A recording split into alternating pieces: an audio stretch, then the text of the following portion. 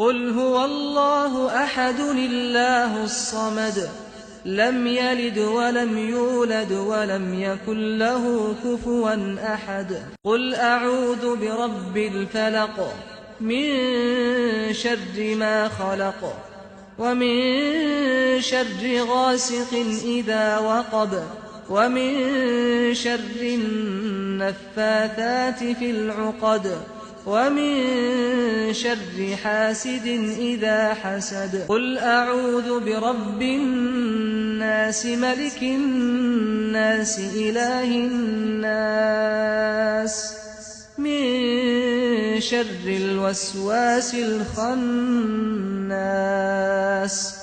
الَّذِي يُوَسْوِسُ فِي صُدُورِ النَّاسِ مِنَ الْجِنَّةِ وَالنَّاسِ